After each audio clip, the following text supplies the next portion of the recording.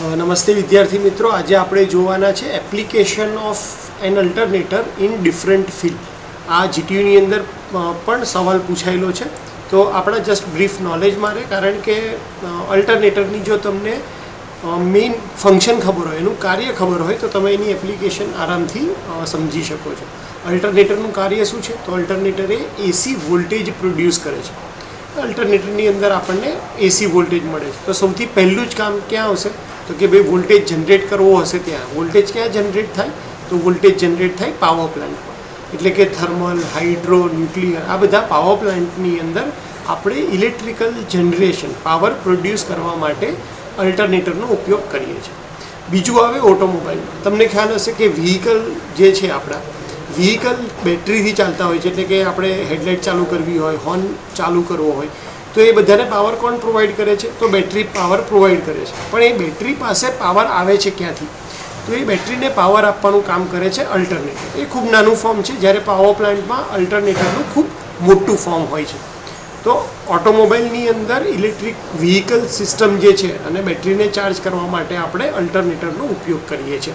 એટલે આનો બીજો ઉપયોગ થયો ઓટોમોબાઈલમાં, પહેલો ઉપયોગ થયો પાવર પ્લાન્ટમાં. ત્રીજો ઉપયોગ કરીએ ડીઝલ જનરેટર સેટની અંદર.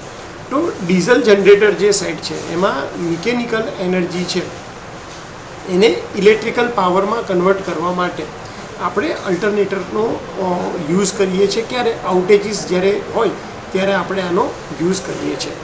ત્યારબાદ આવે છે કે મરીન ઇન્ડસ્ટ્રીની અંદર. તો મરીન ઇન્ડસ્ટ્રીની અંદર તમારે ઇલેક્ટ્રિકલ પાવર શિપ ઉપર જ્યારે પ્રોવાઈડ કરવો હોય, તો તમારે ઇલેક્ટ્રિકલ પાવર એ ત્યાં ઓન ધ સ્પોટ જનરેટ કરવો પડશે. અને એના માટે એ પાવર નેવિગેશન માટે, લાઇટિંગ માટે કે કોમ્યુનિકેશન માટે આપણે વાત કરીએ, તો આ બધું જ અલ્ટરનેટરની મદદથી થાય છે. અને ત્યાંને ત્યાં જ આપણે ઓન ધ સ્પોટ ત્યાં પ્રોડ્યુસ કરી અને બેટરીમાં સ્ટોર કરી અને એનો યુઝ કરીએ છીએ. ત્યારબાદ આવશે રિન્યુએબલ એનર્જી સિસ્ટમની અંદર. તો રિન્યુએબલ એનર્જી સિસ્ટમની અંદર વિન્ડ ટર્બાઇન અને માઇક્રો હાઇડ્રો સિસ્ટમ જે હોય, એમાં મિકેનિકલ એનર્જીનું ઇલેક્ટ્રિકલ એનર્જીમાં કન્વર્ઝન કરવા માટે આપણે અલ્ટરનેટરનો યુઝ કરીએ છીએ. ત્યારબાદ આવે છે રેલવેઝ.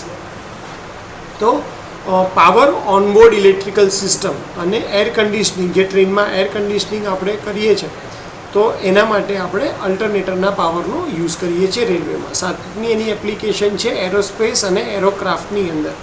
તો નાની નાની વસ્તુઓને કંટ્રોલ કરવા માટે અથવા એનો જે રેગ્યુલેટેડ પાવર જરૂર પડે છે, એ આપણે અલ્ટરનેટરની મદદથી આપીએ છીએ. અને આઠમી એની એપ્લિકેશન આપણે લખીએ શકીએ કે પોર્ટેબલ અને ઇમરજન્સી બેકઅપ. ધારો કે બધી જ જગ્યાએ પાવર જતો રહ્યો છે, લાઇટ જતી રહી છે, તો એ વખતે નાના ફોર્મમાં પાવર પ્રોડ્યુસ કરવા માટે, પોર્ટેબલ ફોર્મમાં પાવર યુઝ કરવા માટે આપણે અલ્ટરનેટરનો યુઝ કરીએ છીએ. તો જ્યારે પણ એક્ઝામમાં તમને સવાલ પૂછાય અથવા તમે રૂટીન ઓબ્ઝર્વ કરો, ત્યારે તમારા દિમાગમાં એટલીસ્ટ આ બધી ઇન્ડસ્ટ્રી આવી જોઈએ કે કઈ કઈ જગ્યાએ અલ્ટરનેટરનો આપણે યુઝ કરીએ છીએ.